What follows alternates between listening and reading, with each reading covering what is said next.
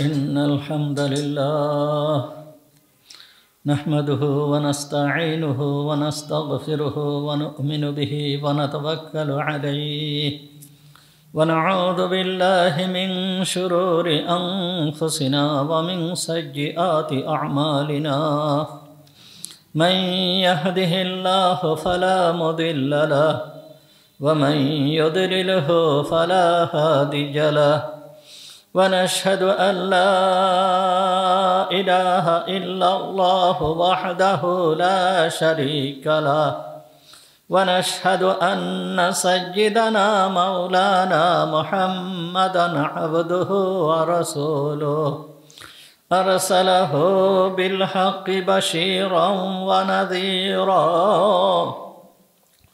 صلى الله تعالى عليه وعلى آله وأصحابه وبارك وسلم تسليما كثيرا كثيرا أما بعد فأعوذ بالله من الشيطان الرجيم بسم الله الرحمن الرحيم وكذلك مكنا ليوسف في الأرض يتبوأ منها حيث يشاء نصيب برحمتنا من نشاء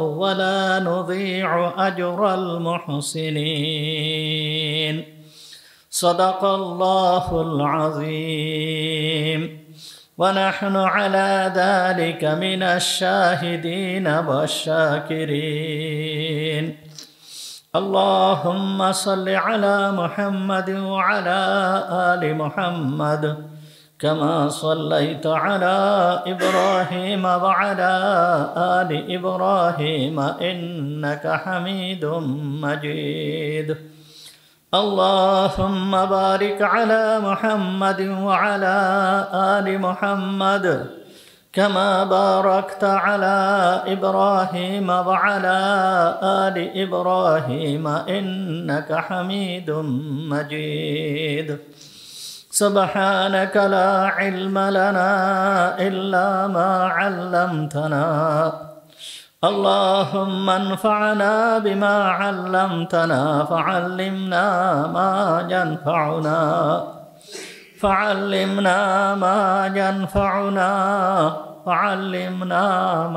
ينفعنا وزدنا علما رب اشرح لي صدري ويسر لي أمري واحلل عقدة من لساني يفقهوا قولي اللهم طهر قلوبنا عن غيرك ونفر قلوبنا بنور معرفتك ربنا تقبل منا إنك أنت السميع العليم وتب علينا إنك أنت التواب الرحيم সমস্ত প্রশংসা সেই মহান রব্বুল আলামিনের জন্য যিনি আমাদেরকে আজকের এই পবিত্র জুমার দিনে জুমার নামাজ পড়তে আসার তৌফিক দান করেছেন। এই জন্য আমরা সবাই বলি আলহামদুলিল্লাহ। আমাদের আলোচনা চলতেছিল সূরা ইউসুফ সম্পর্কে। সূরা ইউসুফের 57 নম্বর আয়াত তেলাওয়াত করা হয়েছে।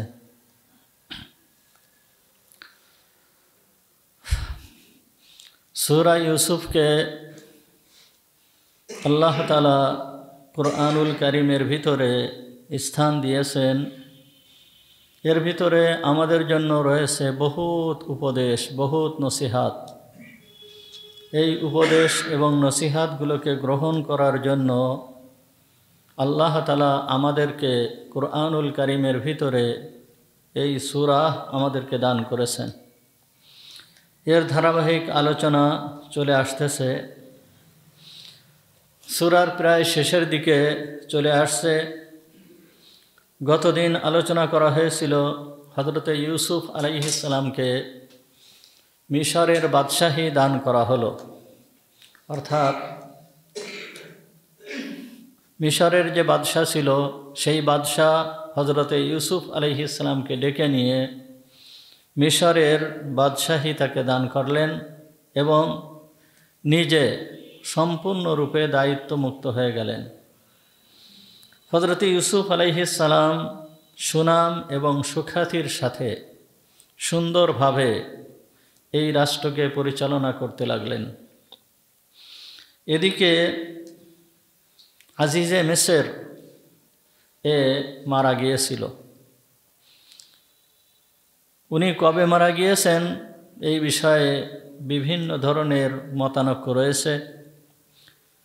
কেউ কেউ বলেছে যে ইউসুফ আলাইহিস সালাম জেলে থাকা অবস্থায় উনি মারা গিয়েছিলেন। কেউ কেউ বলেছে উনি জেল থেকে বের হওয়ার পরে মারা গিয়েছিলেন।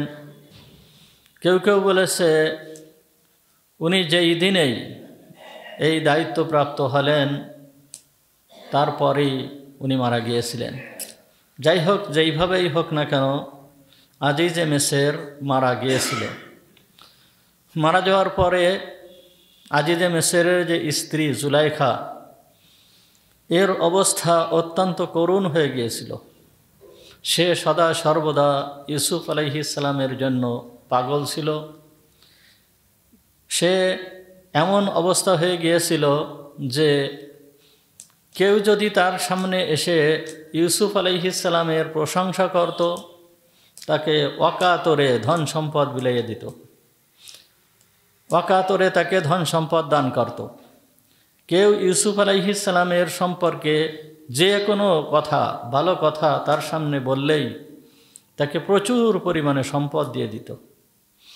এইভাবে করতে করতে করতে করতে সে এক সময়ে তার ধন সম্পদ যত যা কিছু ছিল সবই শেষ হয়ে যায়।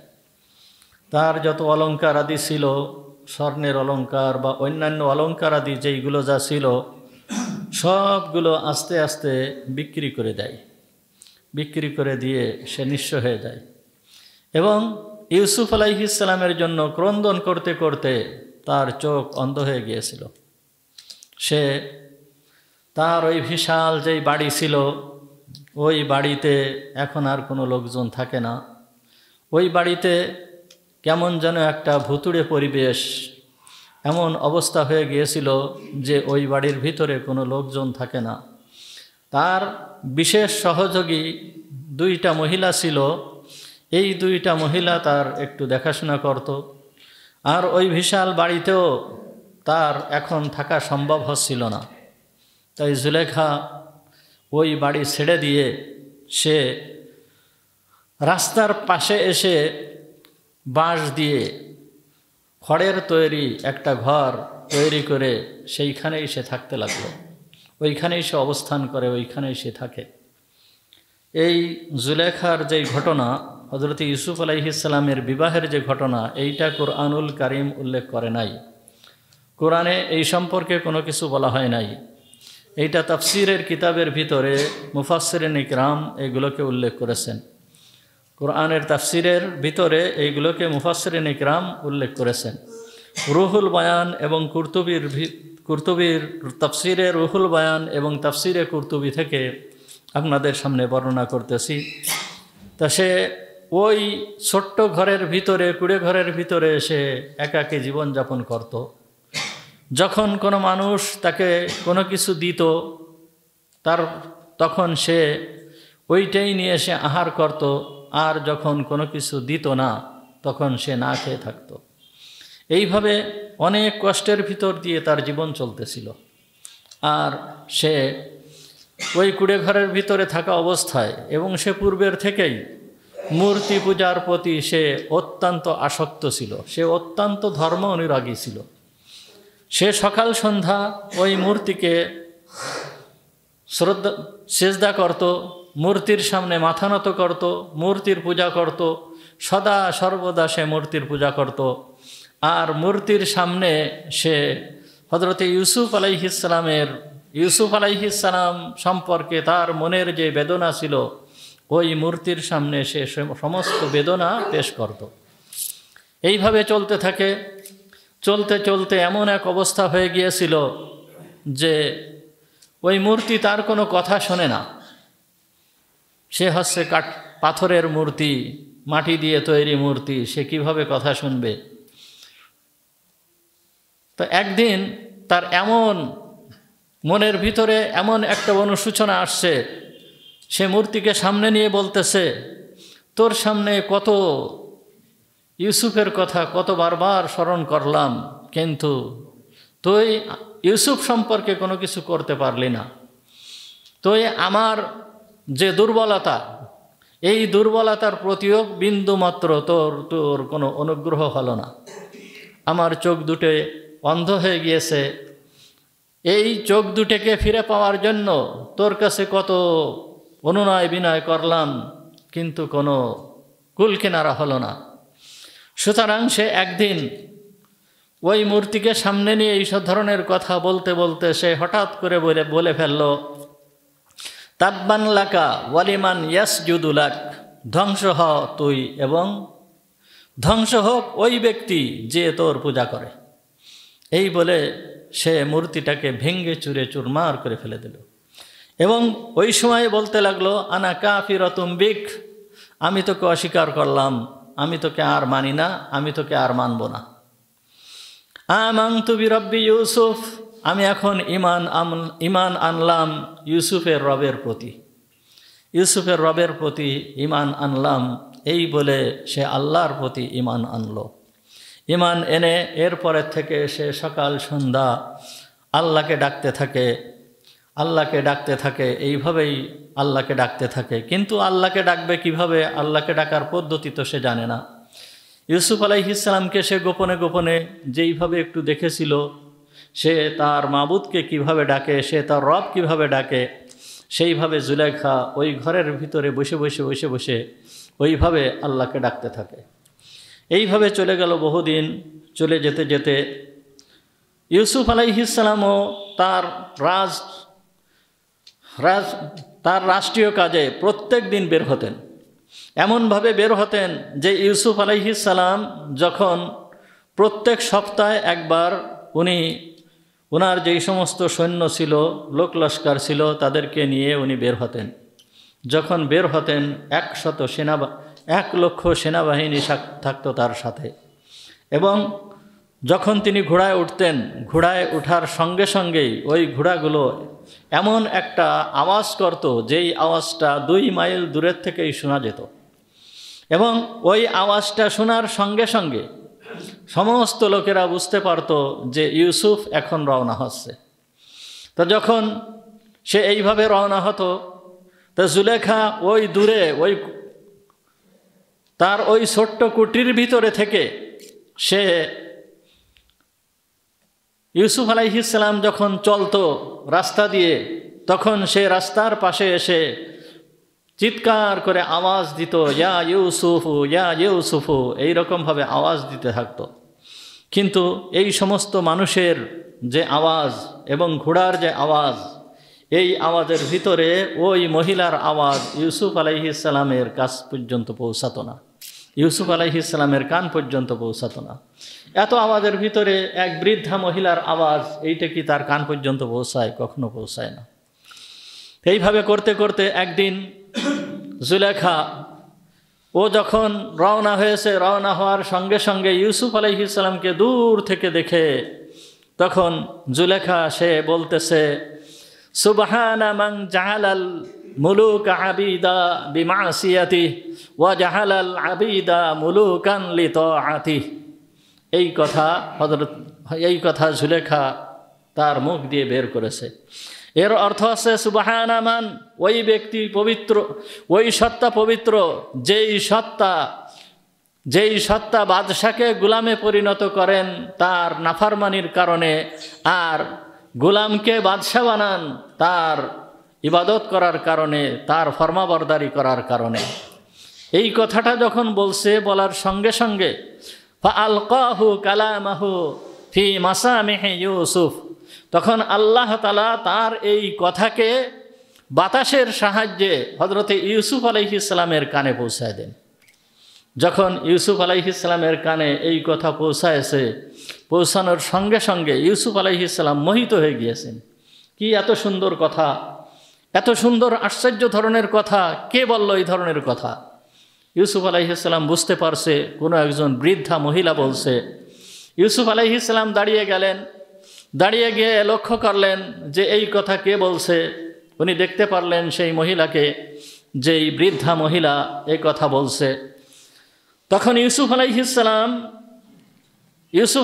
সালাম তার যে গোলাম ছিল, গোলামকে বলল যে ইকদি হাজাতা যালিকাল আজুজ, হে গোলাম তুমি এখনই যাও, যে এই যে বৃদ্ধা মহিলা আছে, এই বৃদ্ধা মহিলার যত প্রয়োজন আছে সমস্ত প্রয়োজনকে তুমি মিটিয়ে দাও। বলার সঙ্গে সঙ্গে তার গোলাম চলে গেল, যে বলতেছে মা হাজতুকা ইয়া আজুজ, হে বৃদ্ধা মহিলা তোমার প্রয়োজন কি? তোমার কি প্রয়োজন? তুমি কি চাচ্ছ? তোমার প্রয়োজনকে বাদশার পক্ষ থেকে মিটাই দেওয়া হবে, কি তোমার প্রয়োজন? তখন ওই বৃদ্ধা মহিলা বলল লা ইয়াকদি হাজাতি ইল্লা ইউসুফ, আমার প্রয়োজনকে একমাত্র বাদশাহ ছাড়া, ইউসুফ ছাড়া আমার প্রয়োজনকে কেউ মেটাতে পারবে না।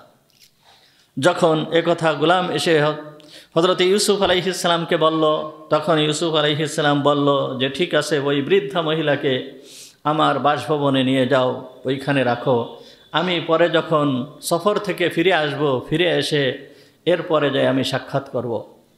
ইউসুফ আলাইহিস সালাম বের হয়ে গেলেন সফরে বের হয়ে যাওয়ার পরে যখন উনি বাড়িতে আসছেন, বাড়িতে আসার পরে রাত্রিবেলায় উনি বাদশাহী পোশাক খুলেছেন।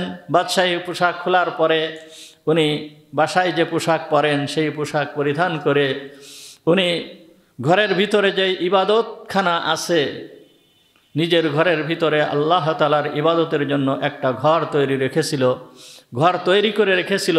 এই ঘরের ভিতরে বসে হযরত ইউসুফ আলাইহিস সালাম আল্লাহর ইবাদত করতেন। ওই ঘরের ভিতরে আল্লাহর ইবাদতের জন্য যখন বসছেন, বসার সঙ্গে সঙ্গে হযরত ইউসুফ আলাইহিস সালামের ওই বৃদ্ধা মহিলার কথা মনে আসছে। যখন বৃদ্ধা মহিলার কথা মনে আসার সঙ্গে সঙ্গেই হযরত ইউসুফ আলাইহিস সালাম গোলামকে ডাকলেন এবং বললেন যে ইতিনি বিল আজুজ, ওই মহিলাকে আমার সামনে নিয়ে আসো। ওই মহিলাকে সামনে নিয়ে আসা হলো। যখন ওই মহিলাকে সামনে আনা হলো, আনার সঙ্গে সঙ্গে হযরত ইউসুফ আলাইহিস সালাম সালাম করলেন, বৃদ্ধা উত্তর দিলেন। এরপরে হযরত ইউসুফ আলাইহিস সালাম জিজ্ঞেস করলেন, তুমি যেই বাক্যটা বলেছিলে সেই বাক্যটা তুমি আবার একটু বলতে পারবে কি? তখন ওই মহিলা বলল যে হ্যাঁ, আমি এই বাক্য বলেছিলাম, সুবহানা মান জাআলাল মুলুকা আবিদান বিল মাসিয়া ওয়া জাআলাল আবিদা মুলুকান বিত্তাআহ।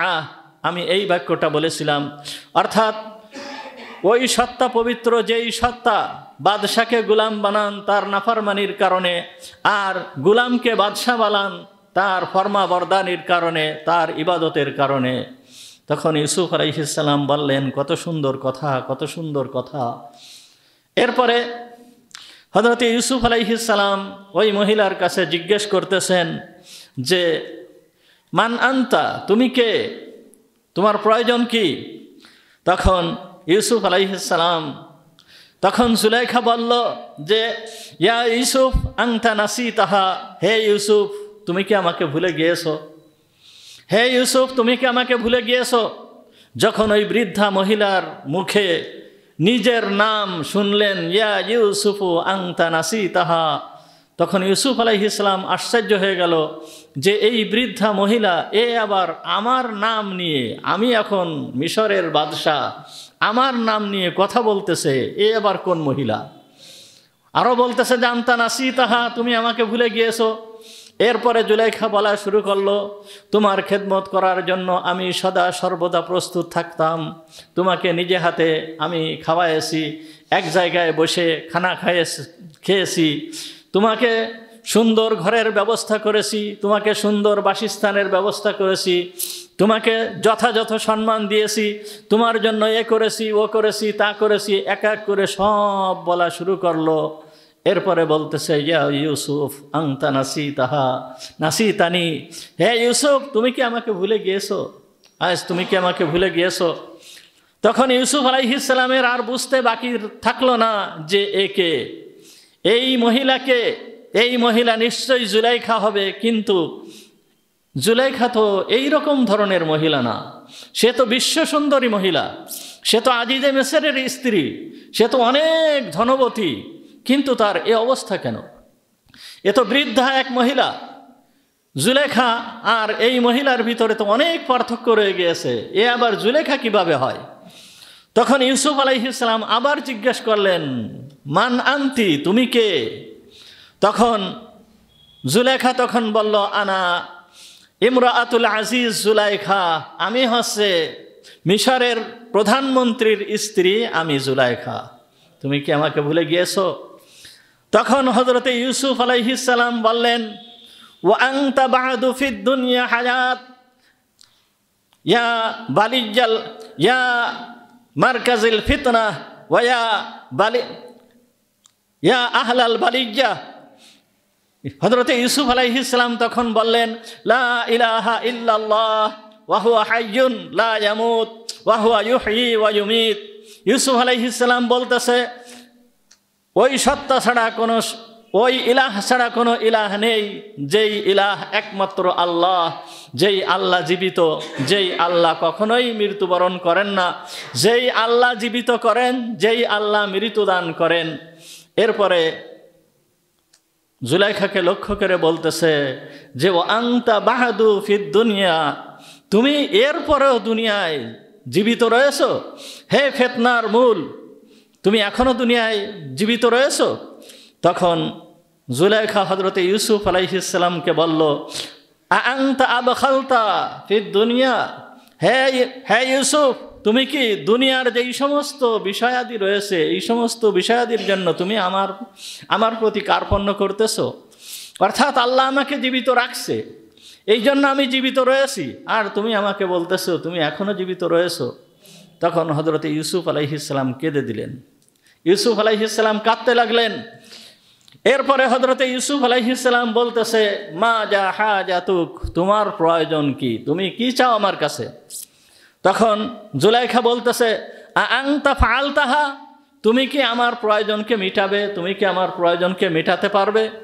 তখন বলতেছে যে, নাম, হ্যাঁ, আমি তোমার প্রয়োজনকে মিটাবো।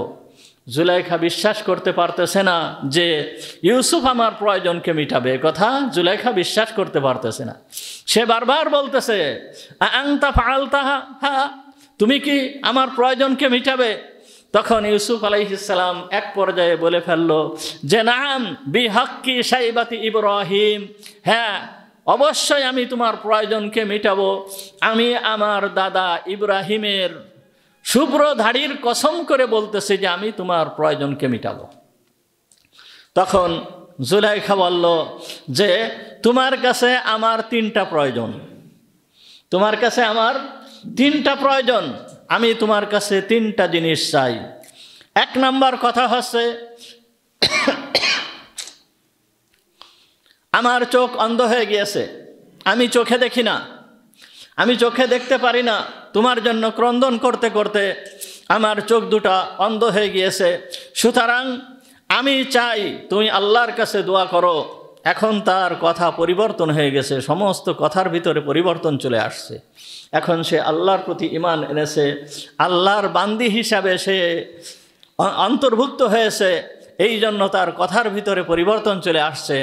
সে বলতেছে যে, তুমি আল্লাহর কাছে দোয়া করো, আল্লাহর কাছে দোয়া করো যে আল্লাহ তাআলা যেন আমার চক্ষুকে ফিরায় দেন, আমার এই চক্ষুকে ফিরায় দেন। হযরতে ইউসুফ দ্বিতীয় নম্বর হচ্ছে, আমার যেই সৌন্দর্য ছিল, আমার যে যৌবন ছিল, আমার যে স্বাস্থ্য ছিল, আমি এইগুলোকে ফেরত পেতে চাই। এইটা হচ্ছে আমার 2 নম্বর প্রয়োজন। আমার যেই সৌন্দর্য, আমার যে যৌবন, এইটাকে আমি ফেরত পেতে চাই। 1 নম্বর হচ্ছে আমি আমার দৃষ্টিশক্তি ফিরে পেতে চাই। হযরতে ইউসুফ আলাইহিস সালাম কি করবেন, যেহেতু সে একটা দাবি করে ফেলছে, তখন হযরতে ইউসুফ আলাইহিস সালাম নামাজে দাঁড়িয়ে গেলেন। নামাজে দাঁড়িয়ে আল্লাহর দরবারে দোয়া করতে লাগলেন। দোয়া করতে করতে করতে করতে এক পর্যায়ে আল্লাহ তাআলা জুলাইখার সেই চোখের অবস্থাকে ভালো করে দিলেন, চোখের দৃষ্টিকে ভালো করে দিলেন। জুলাইখার চোখ ভালো হয়ে গেল। এরপরে হযরত ইউসুফ আলাইহিস সালাম আবার দোয়া করতে লাগলেন। দোয়া করতে করতে করতে করতে এক পর্যায়ে জুলাইখার সেই যৌবনকাল আল্লাহ তাআলা আবার তাকে ফেরত দিলেন। তার সেই যৌবনকাল আবার ফিরে চলে আসলো। তখন এই দুইটা দোয়া যখন হয়ে গিয়েছে, দুইটা প্রয়োজন যখন হয়ে গিয়েছে, এখন সে তৃতীয় যেই প্রয়োজন ছিল, তৃতীয় প্রয়োজনের কথা এখন উল্লেখ করতেছে যে আমার 3 নম্বর প্রয়োজন হচ্ছে আমি তোমাকে বিবাহ করতে চাই। এখন হযরত ইউসুফ আলাইহিস সালাম নিশ্চুপ। ইউসুফ আলাইহিস সালাম কোনো উত্তর দিতেছেন না। যেহেতু তিনি নবী, তিনি আল্লাহ তাআলার হুকুম ছাড়া কোনো কাজ করেন না, তিনি কোনো কথার উত্তর দিতেছেন না।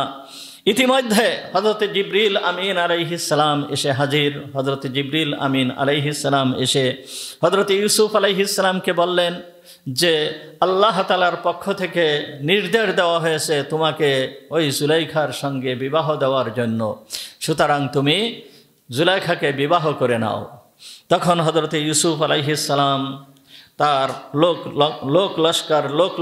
লোকজন যারা ছিল তাদেরকে ডেকে বিবাহের ব্যবস্থা করলেন, সুন্দরভাবে বিবাহের ব্যবস্থা করলেন এবং হযরতে জুলাইখার সাথে হযরত ইউসুফ আলাইহিস সালামের ওই সময় বিবাহ হয়ে গেল। যখন বিবাহ হয়ে গেল, বিবাহ হয়ে যাওয়ার পরে এই যে জুলাইখা আগের যে জুলাইখা ছিল সেই জুলাইখা নয়। আগের যেই জুলাইখা ছিল এই জুলাইখার ভিতরে ঈমান ছিল না, কিন্তু এই যে জুলাইখা, এই জুলাইখার ভিতরে রয়েছে ঈমান। সে আল্লাহর প্রতি ঈমান এনেছে। আল্লাহর প্রতি ঈমান এনে আল্লাহর দরবারে দরখাস্ত করার কারণে, আল্লাহর কাছে সাহায্য চাওয়ার কারণে সে তার সমগ্র জীবনটাকে শেষ করে দিয়েছে। মূর্তিকে সামনে নিয়ে মূর্তিকে ডাকতে ডাকতে ডাকতে ডাকতে সমস্ত জীবনটাকে সে শেষ করে দিয়েছে। এই জীবনটাকে শেষ করে দিয়ে জীবনের শেষ পর্যায়ে সে ওই মূর্তির প্রতি বিদ্রোহ করে মূর্তিকে ভেঙে ফেলে দিয়ে সে তখন কি করলো, আমানতু বিরব্বি ইউসুফ, আমি ইউসুফের রবের প্রতি ঈমান আনলাম। আর ইউসুফের রবের প্রতি যখন ঈমান আনছে, ইউসুফের রবের প্রতি ঈমান আনার পরে ইউসুফ আলাইহিস সালামের রব মহান রব্বুল আলামিন তার দোয়াকে আল্লাহ তাআলা কবুল করে নিয়েছেন। কেমনভাবে কবুল করেছেন? যেই জুলাইখা তার যৌবনকাল শেষ হয়ে গিয়েছিল, তার যৌবনকাল ছিল না, সে বৃদ্ধা হয়ে গিয়েছিল, বাস করত একটা ছোট্ট একটা বাঁশের নির্মিত, খড় দিয়ে নির্মিত ছোট্ট একটা ঘরের ভিতরে সে বসবাস করত। আর ওই ঘরের ভিতরের থেকে আল্লাহ তাআলা তাকে কোথায় পৌঁছায় দিলেন? সেই রাজপ্রাসাদে পৌঁছায় দিলেন। এবং অত্যন্ত আগে যেই পরিমাণ তার সৌন্দর্য ছিল, আল্লাহ তাআলা তার সৌন্দর্যকে বহু গুণ বৃদ্ধি করে দিলেন। বহু গুণে আল্লাহ তাআলা তার সৌন্দর্যকে বৃদ্ধি করে দিয়েছিলেন। বৃদ্ধি করে দেওয়ার পরে একদিন হযরতে ইউসুফ আলাইহিস সালাম হযরত জুলাইখাকে বলতেছিলেন যে জুলাইখা, বিবাহের পরে এমন অবস্থার সৃষ্টি হয়েছিল যে হযরতে ইউসুফ আলাইহিস সালামকে জুলাইখা যেইভাবে ভালোবাসতেন, বিবাহের পরে ইউসুফ আলাইহিস সালাম জুলাইখাকে তার থেকে বেশি ভালোবাসতে লাগলেন। আর যখন জুলাইখার ভিতরে ইউসুফ আলাইহিস সালামের ওই রকম ভালোবাসা হযরতে ইউসুফ আলাইহিস সালাম পাচ্ছিল না, তখন জুলাইখাকে বলতেছে, হে জুলাইখা, তুমি আমাকে যেইভাবে ভালোবাসতে আগে, সেই রকম ভালোবাসা তো তোমার ভিতরে আমি পাচ্ছি না। কি ব্যাপার, তুমি কি আমাকে ভুলে গিয়েছো? তখন হযরতে জুলাইখা বলেছিল যে না, আমি তোমাকে ভুলি নাই, আমি তোমাকে ভুলতে পারি না, কিন্তু তোমার মাধ্যমে আমি যেই সত্তার সন্ধান পেয়েছি, যেই রবের সন্ধান পেয়েছি, আমার মন মস্তিষ্ক সমস্ত কিছু সেই রবের সাথে লেগে গিয়েছে। সদা সর্বদা আমার মন আমার রবের সঙ্গে লেগে থাকে। এই জন্য তোমার প্রতি আমি সময় দিতে পারি না। সদা সর্বদা আমি আমার রবের ইবাদত করতে থাকি, এই জন্য তোমার প্রতি আমি সময় দিতে পারি না। তাহলে জুলাইখার মন ও আল্লাহ তাআলা পরিবর্তন করে দিয়েছিল। সে এখন আল্লাহর বিশেষ বান্দি হিসাবে সে পরিগণিত হয়েছিল। আল্লাহ তাআলা তাকে বিশেষ বান্দি হিসাবে কবুল করে নিয়েছিল। তাহলে আল্লাহ তাআলা সব কিছুই করতে পারেন। হযরতে ইউসুফ আলাইহিস সালামের থেকে, হযরতে জুলেখার থেকে হযরতে ইউসুফ আলাইহিস সালামের 2টা সন্তান হয়েছিল। এক সন্তানের নাম ছিল ইফরাহিম, এক সন্তানের নাম ছিল ইফরাহিম, আর এক সন্তানের নাম ছিল, নামটা ভুলে গেলাম। যাই হোক, এই 2টা সন্তান হয়েছিল।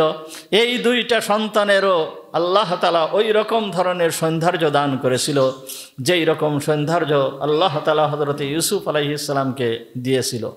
সুতরাং এই যে ঘটনা, এই ঘটনার থেকে আমরা কি বুঝতে পারি? দেখেন, সূরা ইউসুফের প্রতিটা শব্দের ভিতরে, প্রতিটা অক্ষরের ভিতরে এত পরিমাণ নসিহাত রয়েছে। যদি কোনো ব্যক্তি এই সূরা ইউসুফের উপরে আমল করে, বুঝে শুনে আমল করে, তার জন্য এক সূরা ইউসুফই যথেষ্ট। কোন চরিত্রের লোক ছিল হযরতে ইউসুফ আলাইহিস সালাম? কোন চরিত্রের লোক ছিল হযরতে ইউসুফ আলাইহিস সালাম? সে যখন ওই কুড়ে ঘরের ভিতরে বসে বসে ক্রন্দন করত, কাঁদতে থাকতো, ইউসুফের জন্য ক্রন্দন করতে থাকতো, তখন একবার তার ওই যে সাথী ছিল জুলেখার সাথে 1টা বা 2টা মহিলা সদা সর্বদা থাকতো। তখন ওই মহিলা বলেছিল যে আপনি একটু ইউসুফের কাছে যান, বা ইউসুফের কাছে আপনার প্রয়োজন পেশ করেন। ইউসুফ যখন যায় তখন তো শুনতে পারে না, আপনি একটু তার কাছে যাওয়ার চেষ্টা করেন। তখন সে আবার বলেছিল যে না, আপনার যাওয়াটা উচিত হবে না, কারণ আপনি তার সঙ্গে বড় দুর্ব্যবহার করেছেন। না জানি তার এই দুর্ব্যবহার যদি মনে আসার পরে আপনার সঙ্গে কোনো দুর্ব্যবহার করতে পারে, সুতরাং আপনার তার কাছে যাওয়া ঠিক হবে না। তখন জুলেখা ওই সময় বলেছিল, আনতা আ'লামু মিনকুম বিখুলুকি হাবিবি, আমি আমার বন্ধুর চরিত্র সম্পর্কে আমি ভালো করে জানি, সে আমার সঙ্গে কোনো দুর্ব্যবহার করবে না। ইউসুফ আলাইহিস সালামের চরিত্র কেমন ছিল? এই ঘটনা থেকে হযরত জুলেখা এবং হযরতে ইউসুফ আলাইহিস সালামের এই ঘটনা থেকে আমরা কি উপদেশ গ্রহণ করতে পারি? যে আল্লাহ তাআলা আপনাকে আমাকে শিক্ষা দিচ্ছেন যে সমস্ত কিছু থেকে ফিরে একমাত্র আমার দিকে ফিরে আসো, সমস্ত কিছুকে ত্যাগ করে একমাত্র আমার দিকে ফিরে আসো। তোমরা সমস্ত কিছুর থেকে ফিরে যাও, একমাত্র আমাকে মাবুদ হিসাবে তোমরা গ্রহণ করো, একমাত্র আমার ইবাদত করো। তোমাদের যদি কোনো চাওয়া পাওয়া থাকে সেইটা আমার কাছে চাও। আল্লাহ তাআলা বলতেছেন, উদউনি আস্তাজিব লাকুম, তোমরা আমার কাছে দোয়া করো, যদি তোমরা আমার কাছে দোয়া করো, আস্তাজিব লাকুম, আমি তোমাদের দোয়াকে কবুল করব। আল্লাহ তাআলা পরিষ্কারভাবে বলতেছেন। তাহলে আল্লাহ তাআলা কুরআনুল কারীমের ভিতরে বলতেছেন যে উদউনি আস্তাজিব লাকুম, তোমরা আমার কাছে দোয়া করো, আমার কাছে যদি দোয়া করো, আস্তাজিব লাকুম, আমি তোমাদের দোয়াকে কবুল করব। তাহলে আল্লাহ তাআলা দোয়াকে কবুল করছেন। আল্লাহ তাআলা দোয়াকে কেমন কবুল করেন? আল্লাহ তাআলার দোয়া কবুল করার জন্য কাফের, মুশরিক, বেদিন এদের দোয়াকে আল্লাহ কবুল করেন, এদের দোয়াকেও আল্লাহ তাআলা কবুল করেন। তা এদের দোয়াকে যদি আল্লাহ তাআলা কবুল করতে পারেন, তাহলে আপনার আমার দোয়াকে কি আল্লাহ তাআলা কবুল করতে পারেন না? অবশ্যই পারেন। দুনিয়ার ভিতরে সবথেকে নিকৃষ্টতম, সবথেকে বড় কাফের যে ছিল, সে ছিল ফিরাউন। এই ফিরাউনের মতন এত বড় নিকৃষ্টতম কাফের আর দুনিয়াতে কেউ ছিল না।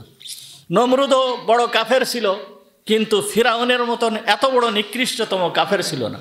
কারণ ফিরাউন সে নিজে বলেছিল, আনা রব্বুকুমুল আ'লা, আমি তোমাদের সব থেকে বড় রব। এই মিশরের সম্রাট ছিল ফিরাউন।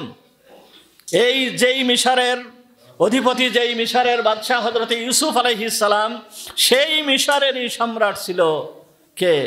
ফিরআউন। ফারাও বংশের সবথেকে প্রতাপশালী সম্রাট ফিরআউন। এই ফিরআউন এত বড় প্রতাপশালী ছিল যে 400 বৎসরের ভিতরে তার জিন্দেগিতে কোনো দিন একটু সর্দিও কাশি হয় নাই।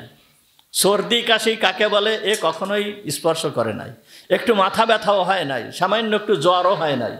এই রকম ধরনের ব্যক্তি ছিল ফিরআউন।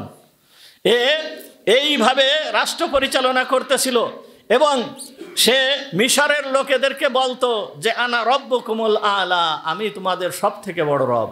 আরে তোমরা দেখো না এই নীল নদের পানি আমার হুকুমে চলাফেরা করে। তোমরা দেখো না নীল নদের পানি আমার হুকুমে চলাফেরা করতেছে। তোমরা দেখো না।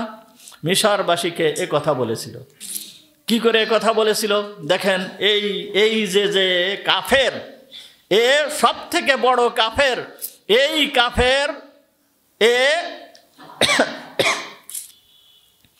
রাত্রেবেলায় ঘুম থেকে উঠে রাত্রেবেলায় পাহাড়ের গুহার ভিতরে চলে গেছে। মিশরে এমন পরিমাণ দুর্ভিক্ষ হয়েছে যে কোনো ফসলাদি কোনো কিছুই নাই। ওই সেই ইউসুফ আলাইহিস সালামের ওই সময়ের মতন কোনো ফসলাদি নাই, কোনো গাছপালাও নাই, গাছপালা শুকায় যাচ্ছে, ফসলাদি নাই। সমস্ত মানুষ হাহাকার করতেছে, মানুষ না খেয়ে মারা যাচ্ছে, পশু পাখি না খেয়ে পর্যন্ত মারা যাচ্ছে। এই রকম এক অবস্থা ওই সময় মিশরে সৃষ্টি হয়ে গিয়েছে। এর মূল কারণ ছিল নীল নদের ভিতরে পানি ছিল না, নীল নদের পানি শুকিয়ে গিয়েছিল। নীল নদ এমনই একটা নদ, ও মাঝে মধ্যে পানি দিত, আবার মাঝে মধ্যে পানি শুকিয়ে যেত। যখন পানি শুকিয়ে যেত তখন এমন অবস্থা হতো যে কোনো ফসলাদি কোনো কিছুই হতো না। নীল নদের পানি বিভিন্ন এলাকায় যে খাল খনন করে নিয়ে এই পানির মাধ্যমে মিশরবাসীরা তাদের জমি চাষাবাদ করত। কিন্তু মিশরে যখন নীল নদের পানি শুকিয়ে গিয়েছে তখন বিন্দুমাত্র কোনো ফসলাদি আর হয় না। এই রকম অবস্থা যখন সৃষ্টি হয়েছে, সৃষ্টি হয়ে যাওয়ার পরে ও গভীর রাত্রে উঠে যে পাহাড়ের ভিতরে চলে গিয়েছে। পাহাড়ের ভিতরে যে ওই পাহাড়ের ভিতরে বসে বসে সে আল্লাহর কাছে দরখাস্ত করতেছে, আল্লাহর কাছে বলতেছে, হে আল্লাহ, তুমি তো জানো আমি নিজেই দাবি করছি যে আনা রব্বুকুমুল আলা, আমি এইটে মুখে মুখে দাবি করছি। আমি তোমাদের সমস্ত মানুষদেরকে ধোঁকা দেওয়ার জন্য আমি এ কথা বলছি, আমি তোমাদের সব থেকে বড় রব। হে আল্লাহ, আমি জানি সব থেকে বড় রব তুমি যে সব থেকে বড় রব, এর ভিতরে কোনো সন্দেহ নেই, আমি এটা জানি। হে আল্লাহ, তুমি সব থেকে বড় রব, তুমি সমস্ত কিছু করতে পারো, তুমি সব কিছুই করো, তোমার হাতে সমস্ত কিছু পরিচালনা তুমি করো। হে আল্লাহ, আমি যখন দুনিয়াতে এই কথা বলে ফেলছি তখন এই নীল নদের পানিকে তুমি একটু আমার অধীন করে দাও। কত বড় দোয়া চিন্তা করতে পারিছেন? নীল নদের পানি তার অধীনে চলাফেরা করবে, এ কত বড় দোয়া, কত বড় কঠিন কথা যে নীল নদের পানি যেন আমার হুকুম মতন চলাফেরা করে, এই রকম একটু তুমি করে দাও। তুমি আমাকে আখেরাতে কিছু দাও না দাও সেটা অন্য কথা, আমি আখেরাতে কিছু চাই না, দুনিয়ায় তুমি আমাকে একটু দাও। এ কথা যখন বলার পরে এমন অবস্থার সৃষ্টি হয়েছে, ওই যেই গুহার ভিতরে বসে ও আল্লাহর কাছে দোয়া করতেছিল, গুহার থেকে নীলনদ দেখা যাচ্ছে, চোখে আসতেছে নীলনদ, পরিষ্কারভাবে নীলনদ দেখা যাচ্ছে।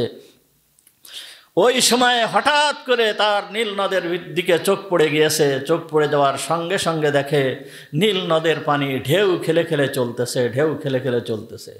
ওই সময় ওই রকম অবস্থা দেখে তার মনের ভিতরে খুশির জোয়ার চলতেছে। এমত অবস্থায় ও ওই পাহাড় থেকে খুশির সঙ্গে নেমে চলে আসতেছে। যখন খুশির সঙ্গে ওই পাহাড় থেকে নেমে আসতেছে, খুশির সাথে সাথে ওই পাহাড় থেকে নেমে চলে আসতেছে, এমত অবস্থায় হযরতে জিবরিল আমিন এসে তার সামনে যে হাজির, এসে বলতেছে যে মহারাজ, আমার একটা বিচার নিয়ে আপনার কাছে আসছি। তখন ও বলতেছে, কি তোমার বিচার?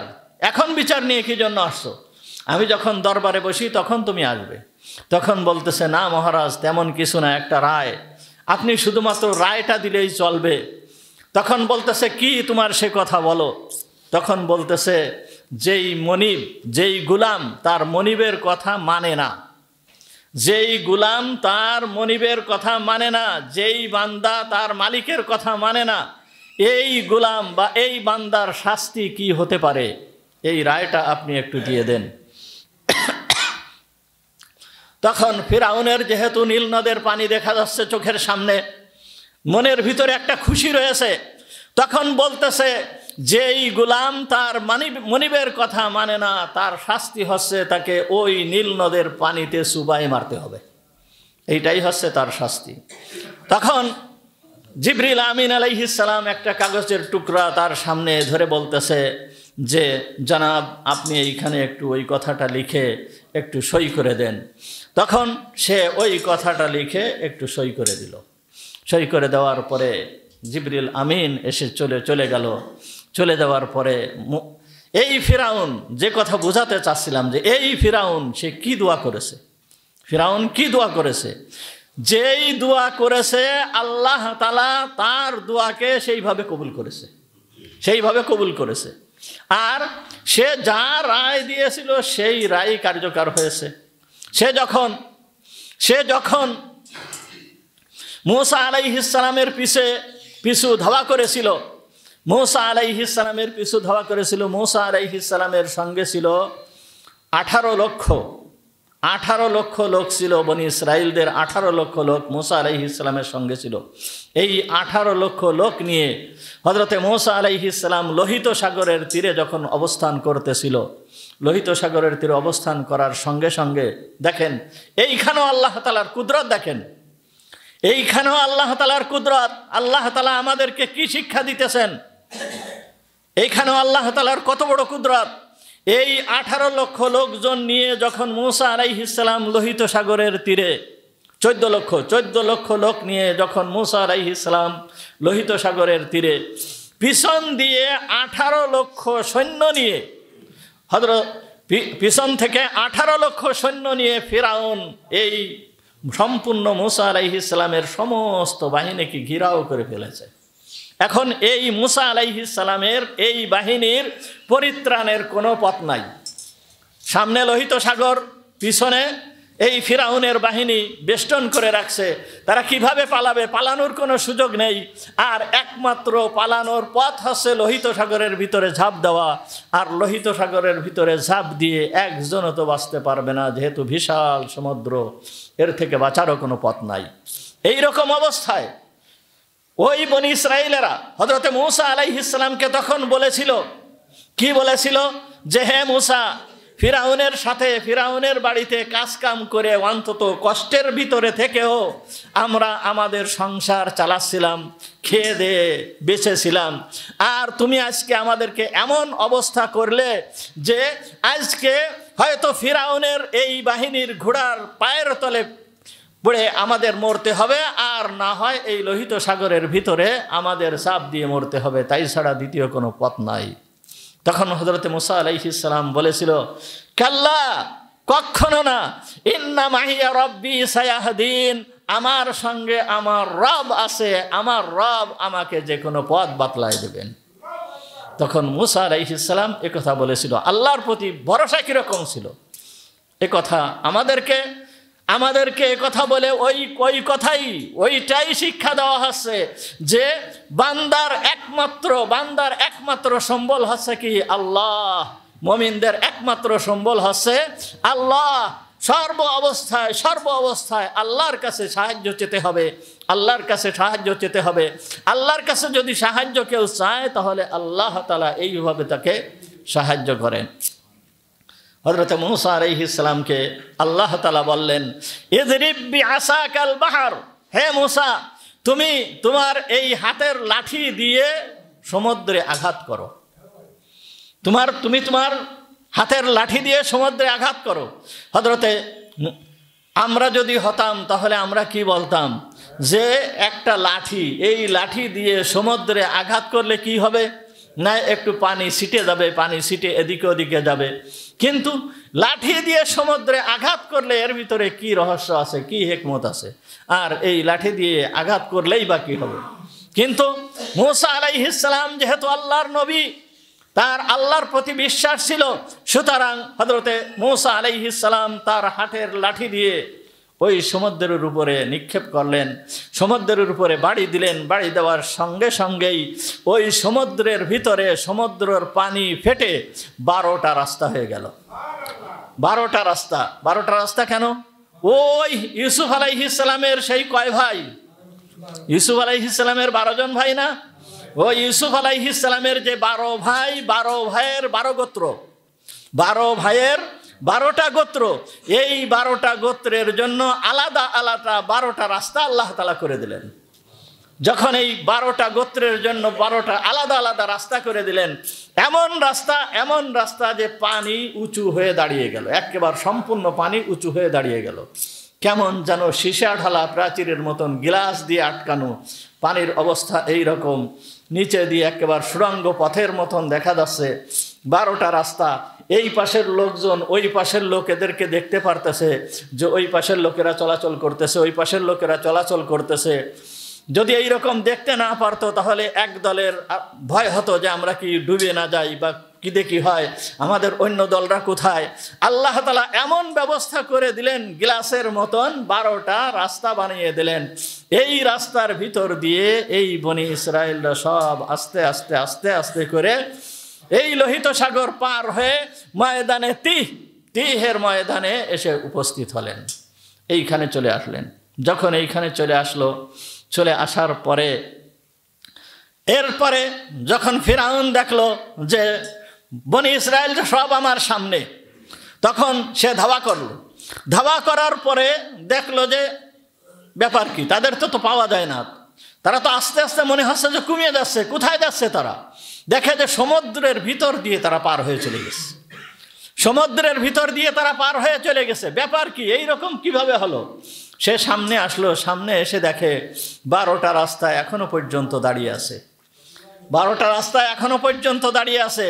সর্বপ্রথম এই ফিরআউন সে তার ওই ঘোড়া নিয়ে ওই রাস্তার উপরে সর্বপ্রথম নামলো। নামার সঙ্গে সঙ্গে তার পিছনে অন্যান্য যে 18 লক্ষ লস্কর, 18 লক্ষ সৈন্য সব এই 12টা রাস্তা দিয়ে নেমে গেল। যখন নেমে মাঝখান পর্যন্ত পৌঁছায়ছে, একেবারে লোহিত সাগরের মাঝখানে পৌঁছায়ছে। মাঝখানে পৌঁছানোর সঙ্গে সঙ্গে ওরা লোহিত সাগরের উপরে চলে গিয়েছে, ওই পারে চলে গিয়েছে। এমন সময় আল্লাহ তাআলা দুই পাশের পানিকে আবার যেই রকম ছিল সেই রকম মিলাই দিলেন। একেবারে সব শেষ হয়ে গেল, সব শেষ হয়ে গেল। ওই সময়ে সে এইবার ফিরআউন কি বলতেছে, আমানতু কামা আমানাত বিহি বানু ইসরাইল, আমি ঈমান আনলাম ওই রবের প্রতি যেই রবের প্রতি বনু ইসরাইলরা ঈমান এনেছিল। এই কথা ফিরআউন তখন বলার সঙ্গে সঙ্গে আল্লাহ তাআলার পক্ষ থেকে ফেরেশতা এসে তার মুখের ভিতরে মাটি মেরে দিল, যেন সে আর কোনো কথা বলতে না পারে। হযরত জিবরিল আমিন এসে ওই যে লিখিত কাগজ, কি লেখা ছিল, যেই ব্যক্তি তার মনিবের নাফরমানি করবে তার শাস্তি কি হবে, তাকে পানির ভিতরে চুবাই মারতে হবে, ওই কাগজটা এনে ধরছে যে এইটা কার লেখা? এইটা আপনার লেখা কাগজ। এতদিন পর্যন্ত আপনি মালিকের নাফরমানি করেছেন, সুতরাং আপনার শাস্তি হচ্ছে এই পানির ভিতরে চুবিয়ে মারা। এইভাবে এই ফিরআউন শেষ হয়েছিল। এই 18 লক্ষ যেই সমস্ত লোক লস্কর ছিল, 18 লক্ষ, এর ভিতরের থেকে একজনকেও পানি উপরে উঠায় নাই, একটা লোককেও পানি উপরে উঠায় নাই। সব পানির গর্ভে, একেবারে সমুদ্রের গর্ভে সব তলায় গিয়েছিল। কিন্তু একমাত্র ফিরআউনকে পানি ওই দিন উপরে উঠায় দিয়েছিল, একেবারে পানির উপরে সে ভেসে বেড়াইছিল। এই কথা কুরআনুল কারীমের ভিতরে আসছে যে আল ইয়াউমা নুনাজ্জিকা বিবাদানিকা লিতাকুনা লিমান খালফাকা আয়া। আল্লাহ তাআলা বলতেছেন যে আজকের এই দিন, অর্থাৎ আজকে তোমাকে যে ধ্বংস করা হয়েছে যেই দিনে তোমাকে আজকে এই ধ্বংস করা হলো, আজকের এই দিনের জন্য তোমাকে আমি এই পানির উপরে উঠায় দেব, তোমার শরীরকে আমি হেফাজত করব। কি জন্য? তোমার পিছনে যেই সমস্ত লোকেরা আছে তাদের জন্য নিদর্শন হবে যে আমাদের সেই বড় রব, তার পরিণতি কি হয়েছে। সে পানির উপর দিয়ে ভেসে বেড়াচ্ছে, পানির উপর দিয়ে ভেসে বেড়াচ্ছে, সে বাঁচতে পারে নাই, আল্লাহ তাআলা তাকে ধরেছে, সে পানির উপর দিয়ে ভেসে বেড়াচ্ছে। এই রকম পরিণতি তার হয়েছিল। সুতরাং আমাদের নসিহাত অর্জন করতে হবে। আল্লাহ তাআলা আমাদেরকে বড় মায়া করে, বড় দয়া করে মুসলমান হিসাবে দুনিয়ায় প্রেরণ করেছেন। এর থেকে বড় নিয়ামত আমাদের জন্য আর কোনো কিছুই হতে পারে না, কোনো কিছুই হতে পারে না। সুতরাং সর্ব অবস্থায় আজকের এই ঘটনা থেকে আমরা বুঝতে পারলাম যে সর্ব অবস্থায় যত বিপদ আপদ বালা মুসিবত, যত যা কিছু আসুক আমাদের সামনে, যত যা কিছু আসুক, সর্ব অবস্থায় আমরা আল্লাহর দিকে ফিরে যাব, আল্লাহর কাছে প্রার্থনা করব। আল্লাহ তাআলা সমস্ত কিছুকে দূর করে দেবেন, আল্লাহ তাআলা সমস্ত কিছুকে দূর করে দেবেন। এটা আল্লাহর ওয়াদা। ওয়া আখিরু দাওয়ানা আলহামদুলিল্লাহি রাব্বিল আলামিন। আমরা যারা সুন্নাত নামাজ পড়িনি